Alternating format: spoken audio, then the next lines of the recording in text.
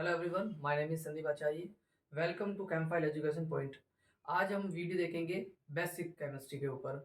हमारे जो पिछले जो वीडियो लेक्चर थे, पिछले हमने वीडियो लेक्चर बनाए थे वो अबाउट थे पर्टिकुलर क्लास को लेके, पर्टिकुलर टॉपिक के ऊपर थे। लेकिन आज हम देखेंगे इंट्रोडक्शन ऑफ केमिस्ट्री। केमिस्ट्री का इंट्रोडक्शन देखेंगे, यानी जो है केमिस्ट्री, जो बच्चे केमिस्ट्री को स्टार्ट करना चाहते हैं, मतलब उनको ना कंफ्यूज रहते हैं कि केमिस्ट्री का जो है टॉपिक कहाँ से स्टार्ट करें। तो आज का जो टॉपिक रहेगा वो बेसिक रहेगा केमिस्ट्री का।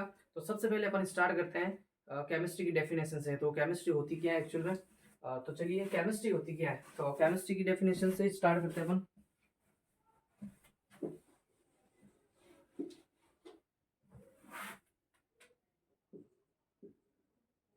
केमिस्ट्री क्या होती है?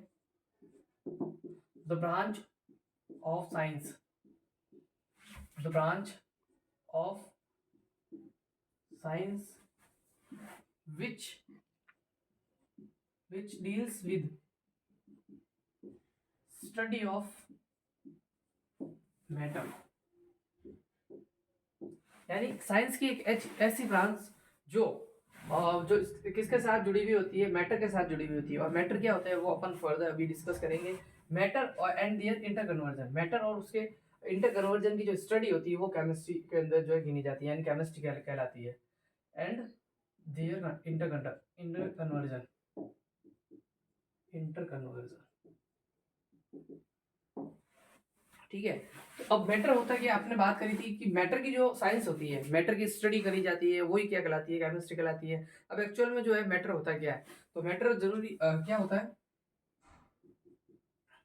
मैटर होता है कि इस यूनिवर्स के अंदर एवरीथिंग जो आपके आसपास सराउंडिंग में जो वो भी जो भी सारी जो चीजें होती है, जिनका क्या होता है, मास होता है। ठीक है, मास होता है प्लस जो है ऑक्यूपाई क्या करती है, स्पेस को ऑक्यूपाई करती है। ठीक है, उसको क्या कहा जाता है, मैटर कहा जाता है। जैसे कि मार्कर पेन है, ठीक है, तो मार्कर पेन में कुछ ना कुछ मास होगा, इसका कुछ वेट होगा।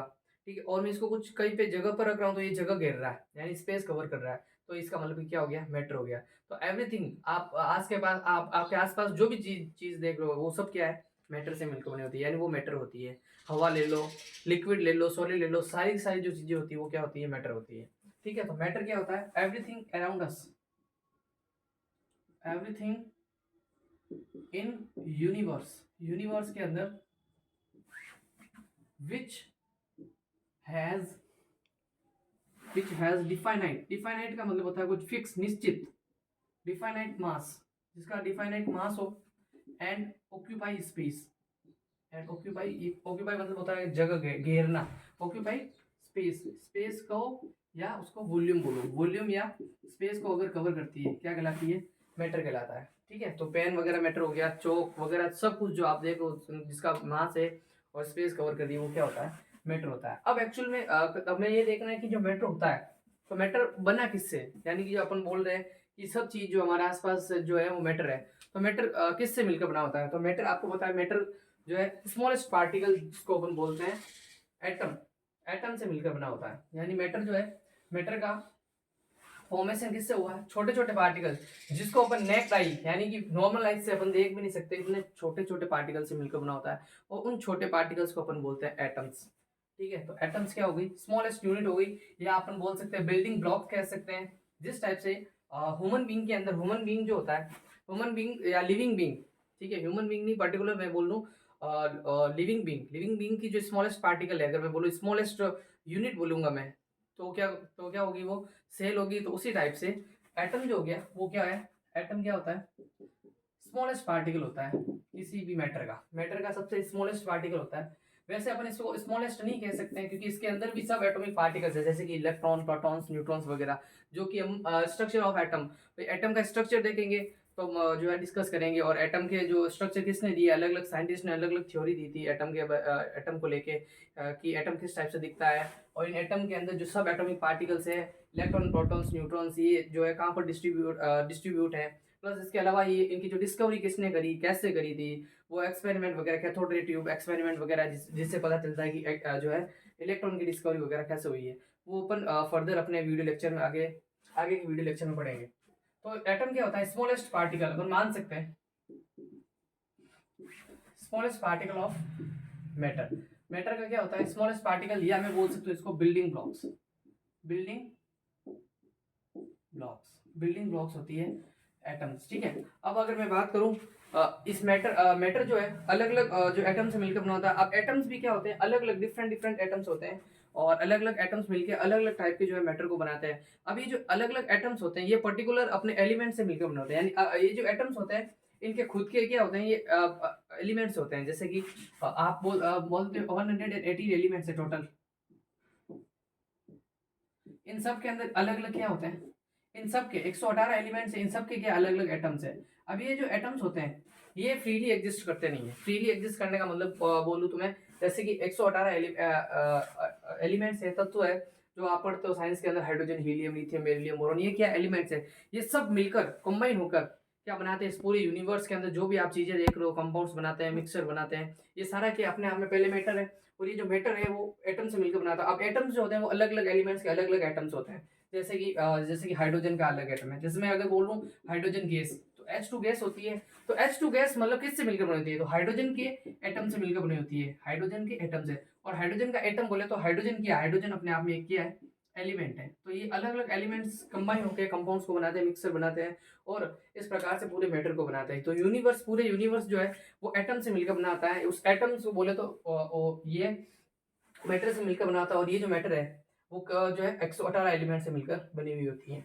अब ये कैसे होते हैं, ये जो फ्रीली एग्जिस्ट क्यों नहीं करते हैं, मतलब ये कंबाइन करके क्यों जो है मॉलिक्यूल वगैरह, कंपाउंड वगैरह बनाते हैं। तो ये चीज होती है स्टेबिलिटी गेन करने के लिए, यानी कि कोई भी जो सिंगल एटम होता है वो स्टेबल नहीं होता है, ठीक है, अपने आप में स्टेबल नहीं होता है। इनके अंदर एनर्जी, हाई एनर्जी होती है, और वो एनर्जी को कम करते हैं, स्टेबिलिटी को गेन करते हैं, ठीक है। इसके लिए इनको क्या करना पड़ता है वो अपन देखते हैं कि एटम जो होता है वो फ्रीली एग्जिस्ट क्यों नहीं करता है, यानी कि एक एटम है वो फ्रीली एग्जिस्ट क्यों नहीं करता है। इसका जो रीजन क्या है, स्टेबिलिटी रीजन होता है। इसका मेन रीजन क्या होता है कि एग्जिस्ट क्यों नहीं करता है, फ्रीली एग्जिस्ट नहीं करता है, क्योंकि मतलब उसकी स्टेबिलिटी नहीं है। और स्टेबिलिटी गेन करने के लिए वो क्या करता है, बॉन्डिंग वगैरह करते हैं, केमिकल बॉन्ड्स वगैरह बनाते हैं, और अपने आप को स्टेबल करते हैं, एनर्जी को डिक्रीज करते हैं। जैसे कि वो जो है, इसके लिए स्टेबिलिटी रूल होती है, और स्टेबिलिटी स्टेबिलिटी गेन करने के लिए कोई भी जो एटम्स होते हैं स्टेबिलिटी गेन करने के लिए क्या करते हैं, ऑक्टेट कंप्लीट करते हैं। क्या करते हैं, ऑक्टेट कंप्लीट करते हैं। अब ये एक्चुअल में होता क्या, ऑक्टेट कंप्लीट करना, ऑक्टेट वगैरह, तो ये चीज होती है। या तो अपन बोल सकते हैं ऑक्टेट कंप्लीट करते हैं, या इलेक्ट्रॉनिक कॉन्फ़िगरेशन जो होता है वो नोबल गैस जैसा करना चाहते हैं, नोबल गैस कॉन्फ़िगरेशन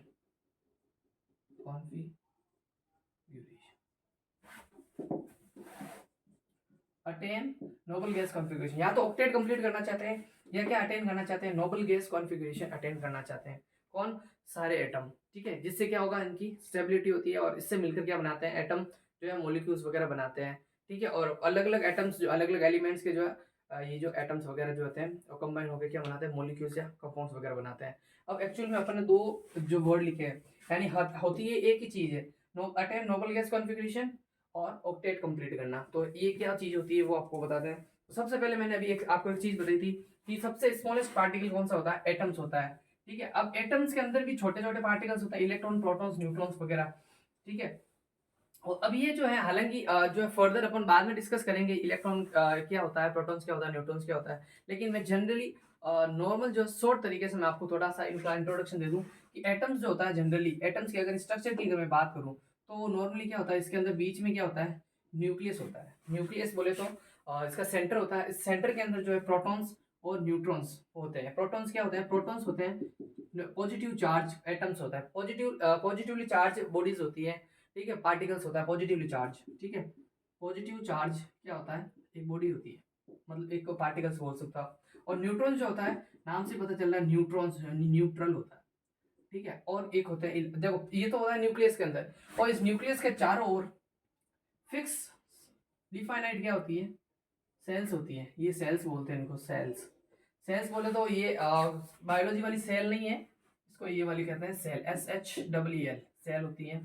फिक्स जो है सेल होती है, इनके अंदर जिनका नाम होता है KLMN, इस टाइप के करके सेल्स होती हैं। अब इनमें क्या होता है, फिक्स इलेक्ट्रॉन्स क्या करते हैं, रिवॉल्व करते रहते हैं। इलेक्ट्रॉन्स ये रिवॉल्व करेंगे, ठीक है।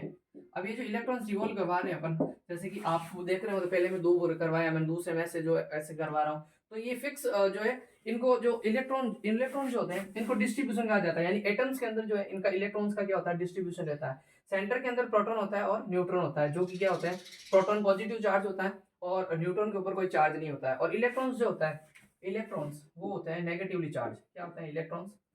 नेगेटिव चार्ज पार्टिकल्स होते हैं, जो कि न्यूक्लियस के चारों ओर एक फिक्स शेप में, फिक्स सेल के अंदर क्या करते हैं, फिक्स एनर्जी की जो सेल्स होती है, एनर्जी लेवल भी इनको बोला जाता है, तो फिक्स एनर्जी लेवल की सेल्स के अंदर इलेक्ट्रॉन क्या करते हैं, रिवॉल्व करते हैं, ठीक है। इनका इलेक्ट्रॉन का जो रिवॉल्यूशन होता है या जो रिवॉल्व करते रहते हैं, इनका जो डिस्ट्रीब्यूशन है, इस डिस्ट्रीब्यूशन को बोला जाता है इलेक्ट्रॉनिक कॉन्फ़िगरेशन। जैसे कि आप छोटी क्लास में आप देखते हैं कि जो है आपको बोला जाता है कि एक एटम है, पर्टिकुलर एटम है, जैसे कि सोडियम दे दिया, तो इसका इलेक्ट्रॉनिक कॉन्फ़िगरेशन लिखो।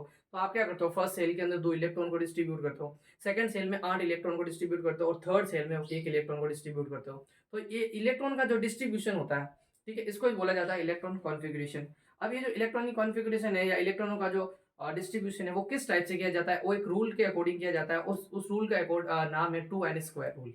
प्लस इसके अलावा ये 2 रूल के अकॉर्डिंग भरा जाता है। इलेक्ट्रॉनिक जो कॉन्फ़िगरेशन है वो 2 रूल के अकॉर्डिंग भरा जाता है। एक तो होता है 2n² rule, plus second rule ये कहता है कि आउटर मोस्ट सेल के अंदर, यानी कि जो बाहर वाला जो सेल होती है, ये आउटर मोस्ट सेल होती है। किसी भी पर्टिकुलर एटम में जो लास्ट वाली सेल होती है उसको आउटर मोस्ट सेल बोला जाता है, या आप जनरली उसको वैलेंस सेल बोल सकते हो। तो जो वैलेंस सेल होती है, उस वैलेंस सेल के अंदर जो है 8 से ज़्यादा इलेक्ट्रॉन्स नहीं होने चाहिए, ये रूल कहता है, ठीक है। अब उस रूल के अकॉर्डिंग क्या होता है कि कोई भी एटम जो है इलेक्ट्रॉन को डिस्ट्रीब्यूट करता है। अब उस रूल के अकॉर्डिंग, 2n² रूल के अकॉर्डिंग, अगर इलेक्ट्रॉन जो अपन डिस्ट्रीब्यूट कर रहे हैं, उस इलेक्ट्रॉन डिस्ट्रीब्यूट करने के बाद, इलेक्ट्रॉन्स की डिस्ट्रीब्यूट करने के बाद, अगर मान लो किसी आउटर मोस्ट सेल में 8 इलेक्ट्रॉन हो गए, ठीक है, किसी भी वैलेंस सेल में अगर 8 इलेक्ट्रॉन है, तो वो अपने आप में क्या गिना जाएगा, स्टेबल गिना जाता है। और स्टेबल गिना जाता है यानी 8 इलेक्ट्रॉन होना है। स्टेबिलिटी के लिए हमें क्या करना चाहिए कि 8 इलेक्ट्रॉन बढ़ने हैं, और 8 इलेक्ट्रॉन बढ़ना ही वो क्या कहलाता है, अपना ऑक्टेट रूल कहलाता है, जो कि अपन ने अभी बात करी थी कि ऑक्टेट रूल क्या है, कि कोई भी एटम जो एटम है उसको स्टेबल होना है, उस स्टेबल होने के लिए उसके आउटर मोस्ट सेल में क्या होना चाहिए, 8 इलेक्ट्रॉन होने चाहिए, और वो 8 इलेक्ट्रॉन अगर कर रहा है तो मतलब वो स्टेबल हो रहा है। तो यही होता है ऑक्टेट रूल, ठीक है। कि ऑक्टेट रूल क्या होता है, देखो मैं लिख के बताता हूँ। Octet rule, octet rule, to get stability, to get stability, stability get प्राप्त करने के लिए, ज्ञान करने के लिए, to get stability atom should have 8 electrons in their valence cell। और वैलेंस सेल होती है अपनी आउटरमोस्ट सेल। देखो क्या कह रहा है, ऑक्टेट रूल का मतलब होता है to get stability, stability gain करने के लिए एटम शुड हैव, एटम को होने चाहिए, एटम के पास होने चाहिए, शुड हैव रखना चाहिए या होना चाहिए 8 electrons in their valence cell. Valence cell में 8 इलेक्ट्रॉन होने चाहिए। अगर 8 इलेक्ट्रॉन है तो वो अपने आप में क्या होगा, स्टेबल। एक तो ये बात करी थी, और दूसरी बात हमने करी थी कि इनका जो इलेक्ट्रॉनिक कॉन्फ़िगरेशन है वो नोबल गैस जैसा होना चाहिए। अब नोबल गैस एक्चुअल में क्या होती है, यानी कि अगर आप 2n² रूल को अप्लाई करते हो, 2n² को अप्लाई करते हो, तो n की वैल्यू अगर 1 रखने पर, n है क्या, n यहाँ पर क्या है, n वगैरह होते हैं, जैसे कि अपन मैंने अभी बनाया कि जैसे कि ये बीच में न्यूक्लियस है, ये न्यूक्लियस है, ये जो सेल्स होती है, ये सेल्स नंबर n वगैरह 1 n2 n3 n वगैरह क्या होती है, नंबर ऑफ सेल्स होती है। अगर मैं नंबर 1 की बात करूं, यानी 1 फर्स्ट वाली सेल की अगर मैं बात करूं, तो n की वैल्यू अगर मैं 1 रखता हूं, तो 1 का स्क्वायर क्या होता है, 1 का स्क्वायर 1 होता है, फिर मल्टीप्लाई बाय 2, तो इक्वल टू क्या आएगा, आंसर 2 आएगा। यानी कि फर्स्ट सेल के अंदर ज्यादातर मतलब मैक्सिमम इलेक्ट्रॉन जो है वो अपन 2 ही भर सकते हैं, जैसे कि अपन करते भी हैं। जैसे कि इलेक्ट्रॉन कॉन्फ़िगरेशन बढ़ने को बोला जाता है, तो अपन क्या करते हैं, फर्स्ट सेल में 2 इलेक्ट्रॉन भरते हैं। तो वो क्यों भरते हैं, इस रूल के अकॉर्डिंग भरते हैं, 2n² रूल के अकॉर्डिंग 2 इलेक्ट्रॉन मैंने भर दिए।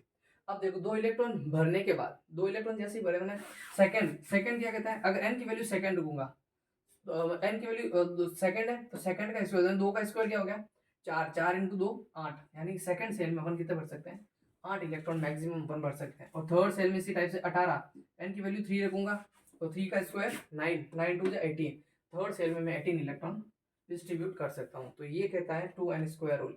ठीक है, तो ये 2n² रूल के अकॉर्डिंग अपन इलेक्ट्रॉन को डिस्ट्रीब्यूट करते हैं। अब अपन देखते हैं कि जो ऑक्टेट रूल एक्चुअल में क्या होता है। कि ऑक्टेट रूल क्या होता है कि नोबल गैस जैसा, सॉरी नोबल गैस, ऑक्टेट तो आपने कर लिया। नोबल गैस कॉन्फ़िगरेशन क्या होता है, यानी कि नोबल गैस का मतलब होता है कि कुछ ऐसी एलिमेंट्स होते हैं जिनका जो ऑक्टेट होता है वो ऑलरेडी कंप्लीट होता है। ठीक है, हीलियम को छोड़ के। क्यों हीलियम को क्यों छोड़ के? क्योंकि हीलियम क्या करता है, अपने आप में ड्यूप्लेट करता है। और ये ड्यूप्लेट क्यों करता है?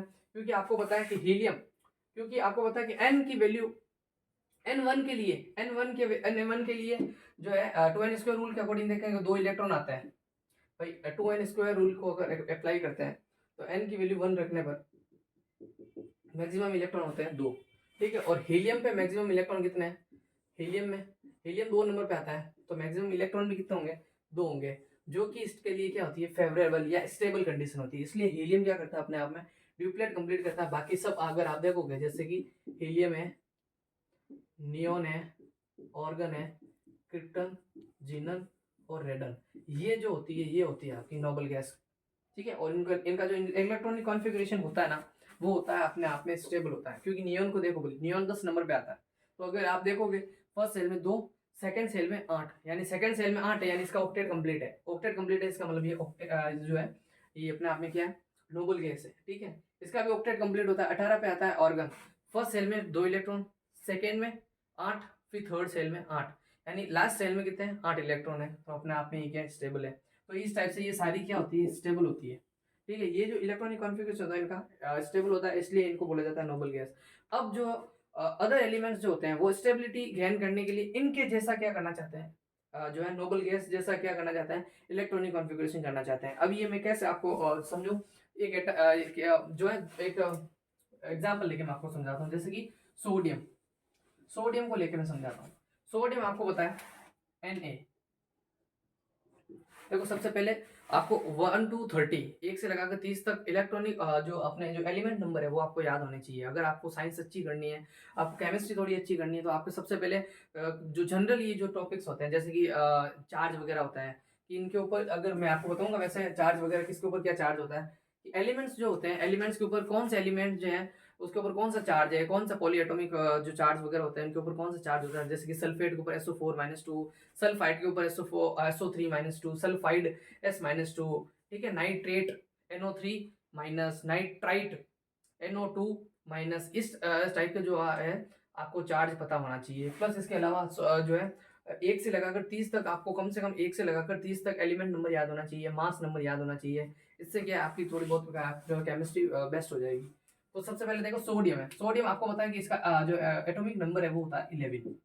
ठीक है, अब ये न्यूट्रल है। न्यूट्रल बोले तो इसके ऊपर कोई चार्ज नहीं है। तो कोई जब कोई भी एटम या कोई भी एलिमेंट का जो एटम है अगर न्यूट्रल होता है, तब उस टाइम क्या होता है, उसका जो एटॉमिक नंबर है यानी नंबर ऑफ प्रोटॉन्स है उस टाइम इक्वल रहता है इलेक्ट्रॉन्स के, इक्वल रहता है। इलेक्ट्रॉन भी उनके पास जो है प्रोटॉन के बराबर होते हैं। जैसे कि अब सोडियम है, सोडियम 11 नंबर पे आता है, तब इसके पास इलेक्ट्रॉन भी कितने होंगे, इलेक्ट्रॉन भी इसके 11 है। अब इलेक्ट्रॉनों का तो डिस्ट्रीब्यूशन कर रहे हैं, इलेक्ट्रॉनों का डिस्ट्रीब्यूशन क्या कहलाता है, इलेक्ट्रॉनिक कॉन्फ़िगरेशन। जैसे कि सोडियम, अब ये बीच में मैंने क्या बनाया, न्यूक्लियस। ठीक है, न्यूक्लियस के अराउंड फर्स्ट सेल के अंदर 2 इलेक्ट्रॉन भरेंगे अपन, ये 2 इलेक्ट्रॉन भर दिए मैंने। सेकेंड सेल में मैक्सिमम 8 भर सकते हैं, 1 2 3 4 5 6 7 एंड 8 इलेक्ट्रॉन मैंने भर दिए। ठीक है, अब देखो ये है लास्ट सेल इसकी। फर्स्ट सेल में 2 भर दिए, सेकंड में 8 भर दिए, थर्ड में बचे कितने, 2 और 8 तो हो गए 10, 11 भरने में 1 बचा, ये 1 भर दिया। अब देखो अपन को क्या करना है कि स्टेबल, किसी भी एटम को स्टेबल होने के लिए उसका इलेक्ट्रॉनिक कॉन्फ़िगरेशन में क्या होना चाहिए कि उसका लास्ट जो इलेक्ट्रॉनिक कॉन्फ़िगरेशन लास्ट वाली जो सेल होती है, वैलेंस सेल जिसे अपन बोलते हैं, उसमें या तो 8 इलेक्ट्रॉन होने चाहिए। ठीक है, या इनका इलेक्ट्रॉनिक कॉन्फ़िगरेशन जो है वो कैसा होना चाहिए, नोबल गैस जैसा होना चाहिए, ये रूल कहता है। अब देखो इसमें लास्ट सेल में 1 इलेक्ट्रॉन है। अब इसको इसको स्टेबल होने के लिए लास्ट वाले सेल के अंदर वैलेंस सेल में इसको क्या करना चाहिए, 8 होने चाहिए। अब 8 इसके पास है नहीं, एक ये 8 करने के लिए इसको 7 चाहिए, तो 7 इलेक्ट्रॉन इसको कोई देता नहीं है। ठीक है, यानी 7 इलेक्ट्रॉन को जो है एक्सेप्ट नहीं कर पाता या ना इसको मिलता है। अब तो ये क्या करेगा, 1 इलेक्ट्रॉन को ये डोनेट कर देगा। ठीक है। अब जैसे ही एक इलेक्ट्रॉन को डोनेट करेगा, ठीक है, एक इलेक्ट्रॉन डोनेट करने के बाद क्या होगा, सोडियम डोनेट करता है, जो भी इलेक्ट्रॉन डोनेट करते हैं उसके ऊपर पॉजिटिव चार्ज आता है, और इलेक्ट्रॉन को एक्सेप्ट करते हैं उसके ऊपर नेगेटिव चार्ज आता है, ये बात ध्यान रखना। अब जैसे इसने इलेक्ट्रॉन को क्या किया, डोनेट किया, डोनेट करने के बाद इसके ऊपर चार्ज लगेगा पॉजिटिव, ठीक है। अब पॉजिटिव 1 लिख सकते हो, 1 लिखने की जरूरत नहीं होती है। पॉजिटिव का मतलब होता है, ओनली पॉजिटिव का मतलब होता है कि एक इसने क्या करा, इलेक्ट्रॉन जो है डोनेट करा है, ठीक है। जैसे इलेक्ट्रॉन डोनेट करा, डोनेट करने के बाद इलेक्ट्रॉन नहीं है तो सेल किस बात की होगी, तो सेल का कोई जो है सिग्निफिकेंस ही नहीं, तो ये सेल्स क्या हो जाएगी, गायब हो जाएगी, ये सेल्स है ही नहीं। अब देखो इलेक्ट्रॉन जो है इसने क्या कर दिया, डोनेट कर दिया। डोनेट करने के बाद अब आप देखो कि इसकी आउटरमोस्ट सेल कौन सी है, ये जो लास्ट वाली सेल होगी वही अब इसकी क्या होगी, आउटरमोस्ट सेल होगी। अब इस आउटरमोस्ट सेल के अंदर इलेक्ट्रॉन गिनो, 1 2 3 4 5 6 7 एंड 8। आउटरमोस्ट सेल में इलेक्ट्रॉन कितने हो गए, 8 हो गए। अब ये जो है ऑक्टेट इसका क्या हो गया, कंप्लीट हो गया। अब ये इसने क्या हो किया, स्टेबिलिटी गेन कर लिया, और स्टेबिलिटी गेन करने के लिए इसने क्या किया, इलेक्ट्रॉन को डोनेट करा है, ठीक है। तो इसको इसको बोला जाता है स्टेबिलिटी रोल। और कोई भी एटम जो होते हैं वो क्या करते हैं, पर्टिकुलर जो एटम्स होते हैं ये स्टेबल नहीं होते हैं। जो चार्ज स्पीसीज है, ये चार्ज जैसे इसने बना दिया, अभी हालांकि ये चार्ज स्पीसीज भी स्टेबल नहीं है, ये किसी के साथ बॉन्डिंग बना के फिर बाद में क्या होगी, स्टेबल होगी। यानी ये इलेक्ट्रॉन जो डोनेट करा है ये गया कहाँ पर है, ठीक है। इसको भी जो है जो इलेक्ट्रॉन डोनर होते हैं वो किसके साथ बॉन्डिंग कर लेते हैं, जो इलेक्ट्रॉन एक्सेप्टर होते हैं, जैसे कि क्लोरीन है। यहाँ पर क्लोरीन जो है माइनस चार्ज होता है, और इसके साथ क्या करेगा, ये जो इलेक्ट्रॉन है इसने ले लिया और लेके इन्होंने एक बॉन्ड बनाया NaCl, और ये जो आयन से अगर बॉन्ड बनाए तो इसको बोलेंगे अपन आयोनिक बॉन्ड। तो इस टाइप से बॉन्डिंग भी होती है, वो अपन जो है वैसे 11th वाले चैप्टर में जो 11th के क्लास में जो है सीरीज में लिखा पढ़ा हुआ है। अब देखो तो ये चीज होती है स्टेबल इसने कर लिया। एक तो ये मैंने बताया कि स्टेबिलिटी ऑक्टेट रूल के अकॉर्डिंग, और एक आप देख सकते हो कि इसने स्टेबल होने के बाद इसका जो इलेक्ट्रॉनिक कॉन्फ़िगरेशन है कैसा हो गया, नोबल गैस जैसा हुआ है या नहीं हुआ है। देखो इसमें इलेक्ट्रॉन कितने हैं, 2 और 8 कितने हो गए, 10। और 10 कैसा होता है, 10 बोले तो नियोन, और नियोन अपने आप में क्या है, नोबल गैस है, और नोबल गैस जैसा इलेक्ट्रॉनिक कॉन्फ़िगरेशन कर लिया इसने। तो यही चीज है, कोई भी एटम या तो ऑक्टेट कंप्लीट करना चाहता है स्टेबिलिटी के लिए, या क्या करता है नोबल गैस जैसा इलेक्ट्रॉनिक कॉन्फ़िगरेशन करना चाहता है। तो इस टाइप से कोई भी एटम जो है फ्रीली एग्जिस्ट नहीं करता है और स्टेबिलिटी